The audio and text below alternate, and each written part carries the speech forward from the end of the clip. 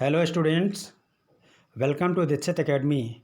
मैं पवन दीक्षित आज आपको सिंपल प्रेजेंट के बारे में बताएंगे और ये भी समझाएंगे कि वर्ब की जो फर्स्ट फॉर्म होती है उसमें कहाँ पर आप एस का प्रयोग करेंगे और कहाँ पर ई एस का प्रयोग करेंगे, या किस सब्जेक्ट के साथ में कौन सी वर्ब आएगी, इसका भी थोड़ा डिटेल्स इसमें आपको जानकारी मिल जाएगी। तो बच्चों इस पर ध्यान दीजिएगा। एस और ई एस रूल्स, ये प्रेजेंट सिंपल टेंस के बारे में चीज़ें आती हैं। इसका प्रयोग एस और ई एस का प्रयोग हमेशा सिंगुलर सब्जेक्ट के साथ में किया जाता है और अफर्मेटिव में किया जाता है। अगर सेंटेंस है तभी करेंगे, अगर प्लूरल सब्जेक्ट है तो उसके साथ में आप ई एस या ई एस का प्रयोग नहीं करेंगे। आप समझिएगा।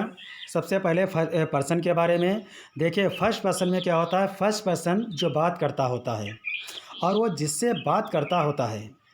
फर्स्ट पर्सन मीन्स जिससे वो बात करता है वो सेकंड पर्सन होता है, और ये दोनों मीन्स फर्स्ट और सेकंड पर्सन, ये जिसके बारे में बात करते हैं वो क्या होता है? थर्ड पर्सन होता है। तो बच्चों इस पर आपको बहुत ही ध्यान देना है कि फर्स्ट, सेकंड और थर्ड पर्सन क्या होते हैं। फर्स्ट में केवल दो होते हैं, आई और वी। सेकंड में एक यू होता है, बाकी जो बच्चे वो सब थर्ड में पहुंच जाते हैं। और एस या ई एस का प्रयोग थर्ड के साथ ही होगा। सेकंड, फर्स्ट और सेकंड पर्सन के साथ एस या ई एस का प्रयोग नहीं होता है। इस पर भी आपको बहुत ही ध्यान देना है और बहुत ही ठीक प्रकार से समझना है। जैसे देखिए you play, you plural subject है, केवल प्ले आया है। आई प्ले, आई भी प्लूरल होता है इसीलिए प्ले आया है, एस या ई एस नहीं आया है। थर्ड पर्सन अगर सिंगुलर है तभी उसके साथ में वर्ब की फर्स्ट फॉर्म में एस या ई एस का प्रयोग करेंगे। अगर थर्ड पर्सन है, सब्जेक्ट प्लूरल हो जाता है।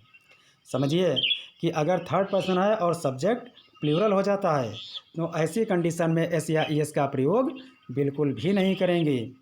अगर उसमें एस या ई एस का प्रयोग कर देंगे तो गलत माना जाएगा। सिंगुलर सब्जेक्ट के साथ वर्ब की फर्स्ट फॉर्म में एस या ई एस का प्रयोग करते हैं।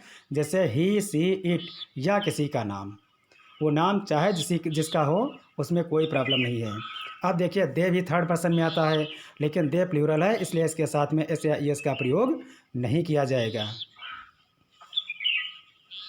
तो इसमें किसी भी प्रकार का कन्फ्यूज़न मत रखना, सारी चीज़ें बहुत ही ढंग से समझ लेना। आप देखिए एग्जाम्पल के माध्यम से, ही सिंगुलर सब्जेक्ट है, राइट वर्ब की फर्स्ट फॉर्म है तो एस या ई एस का प्रयोग कर दिया गया है। सब में देखिएगा, चाहे राइट्स हो, गोज़, वॉच, स्पीक, सब में किसी में एस और किसी में ई एस का प्रयोग कर दिया गया है। अब रूल्स जो होता है एस और ई एस का, उसके बारे में इसमें बताएंगे कि कहाँ पर आप एस का प्रयोग करेंगे और कहाँ पर आप ई एस का प्रयोग करेंगे। तो चलिए शुरू करते हैं। इसके बारे में भी बताते हैं। Rule number 1। अब इसमें देखिएगा रूल नंबर 1 में, अगर वर्ब की एंडिंग कॉन्सोनेंट से होती है, means verb not ending with Wavell, means ये 5 वावेल हैं, verb not ending with Wavell, इस पर आपको ध्यान देना है कि अगर किसी कॉन्सोनेंट, ये किसी वर्ब का अंत कॉन्सोनेंट से होता है तो उसमें आप एस का प्रयोग करेंगे। जैसे स्लीप, पी देखेंगे इसमें कॉन्सोनेंट है, एस आया है, के कॉन्सोनेंट है, एल कॉन्सोनेंट है।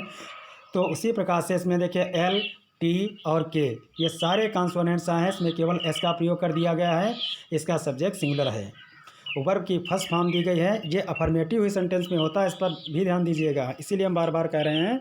आप देखिए verb two, verb ending with E, second last consonant. अगर वर्ब का एक ई का अंत जो होता है ई से होता है, मीन्स वर्ब के अंत वाला जो लेटर है वो ई आता है, तो उसमें भी एस का प्रयोग ही किया जाता है। अब इसको आपको हम एक एग्जांपल के माध्यम से बताएंगे। जैसे राइट्स, राइट में देखिएगा ई है, अनाउंस में भी ई है, सेलिब्रेट्स में भी ई है, गिफ्ट्स में भी ई है। तो ई वावेल है इसलिए इसके साथ में केवल एस का प्रयोग कर दिया गया है। और इधर जो सब्जेक्ट हैं देखिएगा, सारे सब्जेक्ट सिंगुलर हैं। तो सिंगुलर सब्जेक्ट होता है तो वर्ब की फर्स्ट फॉर्म में केवल एस या ई एस का प्रयोग होता है, वो भी अफर्मेटिव में। अब देखिए वर्ब की एंडिंग अगर आई ई से होती है तो उसमें भी एस का ही प्रयोग किया जाता है। जैसे एग्जांपल के माध्यम से, लाइस, लाई में एल आई ई से हुआ है इसलिए इसमें एस लग गया है। एग्जांपल देखिए, ही, सी, जैस्मिन, ये सब सिंगुलर हैं इसलिए देखिए सब में इसमें एस लगा हुआ है।